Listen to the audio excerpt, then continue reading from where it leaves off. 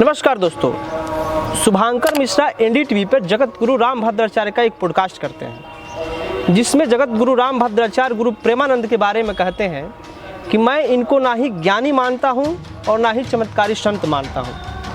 तब से अब तक मीडिया और सोशल मीडिया पे दोनों जगह पे इन्हीं संतों के बारे में चर्चा छिड़ी हुई है। तो थोड़ा मोड़ा चर्चा हम भी कर लेते हैं, इसी मुद्दे पे थोड़ा हम भी बात कर लेते हैं। चलिए वीडियो को शुरू करते हैं। जीवन चल रहा है और कोई चमत्कार नहीं, चमत्कार यदि है जी। मैं चैलेंज करता हूँ प्रेमानंद जी, एक अक्षर मेरे सामने संस्कृत बोलकर दिखा दें बस, या मेरे कहे हुए संस्कृत श्लोकों का अर्थ समझा दें।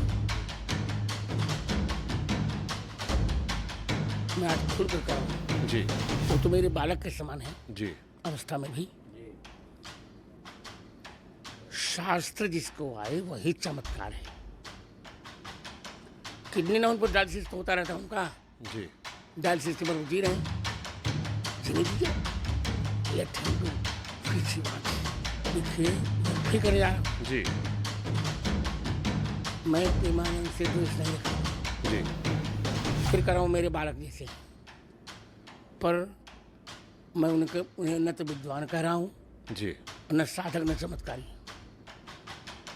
और मैं फिर कह रहा हूँ चमत्कार उसको कहते हैं जो शास्त्रीय चर्चा पर साझगार हो।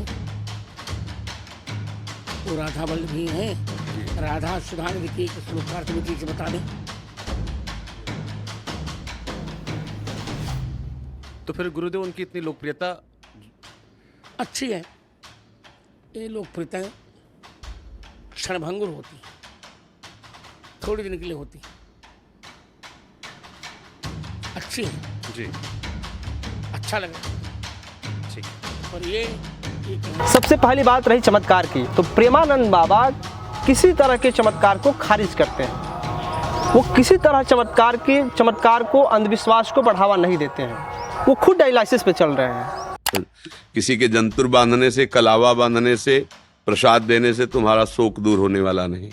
जब तक तुम्हारे अंदर ज्ञान नहीं प्रकट होगा तब तक ये अज्ञान, ये माया तुमको रौंदती ही रहेगी। ये जन्म इसीलिए मिला है कि ज्ञान प्राप्त करो, भगवान के चरणारविंद की भक्ति करो।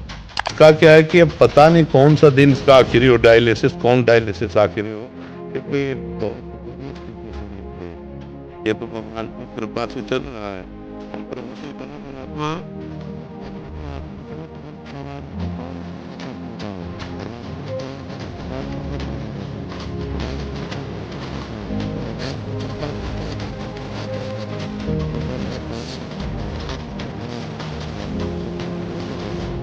अब रही बात संत की, तो किसी भी संत को आप इस बात से संत होना नहीं नकार सकते उसे संस्कृत नहीं, क्योंकि उसे संस्कृत नहीं आती है। हर व्यक्ति का महत्व सिर्फ विद्वता से नहीं आंका जा सकता है। ये जो सदानंदम वृंदावन नवलता मंदिर वरेश्व मंदिर कंदरपुर मदरति कला कौतुकरसम किशोरम तज्ज्योतिर्युगलमति घोरम मम भवम ज्वलज्वालम सीतै स्वपद्म करंदै शमयतु।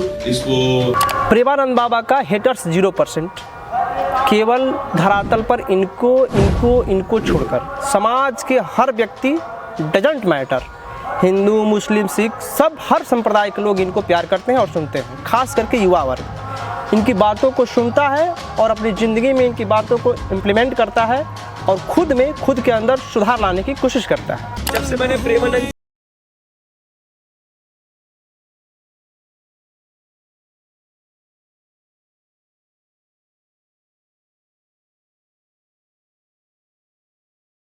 बाबा का प्रॉपर्टी के नाम पे 0, कुछ नहीं है, दिखावा कुछ नहीं है, गाड़ी भी अपनी नहीं है, किसी भगत का दिया हुआ है। बस एक भगत का ही दिया हुआ 12 बाई 12 का रूम है, जिसमें प्रवचन के नाम पे एकांकिक वार्तालाप होता है, वो भी फ्री ऑफ कॉस्ट होता है। किसी तरह का भेंट नहीं लिया जाता है। कुछ भी आप हो नीचे बैठिए, किसी तरह का स्टार हो, किसी तरह का नेता हो, आप नीचे बैठिए, राधा रानी का नाम जप कीजिए और अपने प्रश्नों को उत्तर पाइए और घर जाइए।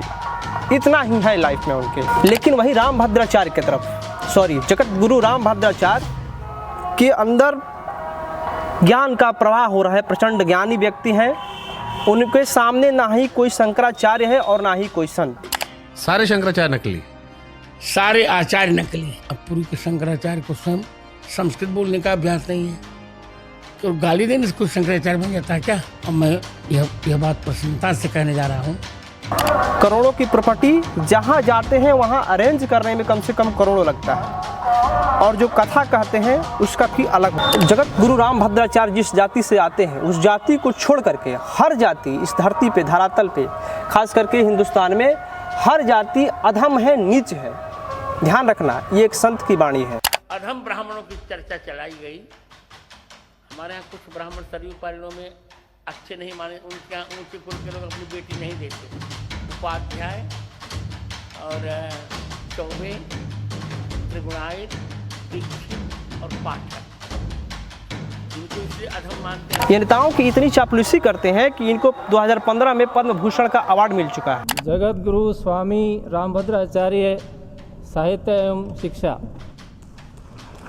इनकी सभा में प्रधानमंत्री से लेकर प्रदेश के बड़े बड़े नेता जाते हैं, और ये अपनी सभा में एससी एसटी को खुले तौर पे अपमान करते हैं। जो स्वामी जी कहते हैं कि जो राम जी को नहीं भजता वो चारों वर्णों चमार है। वो राम को भजने वाला उत्तम और चाम को भजने वाला नीच, ये गोस्वामी जी का तात्पर्य है। यहाँ मैं ये नहीं कह रहा कि इनमें केवल बुराइयां हैं, इनमें अहम बहुत ज़्यादा है। यदि आप इनको सुनिएगा तो आपको लगेगा कि मैं किसी अभिमानी और अहंकारी व्यक्ति को सुन रहा हूँ। बाकी मैं आप पे छोड़ता हूँ। Thank you very much. Radhe Radhe.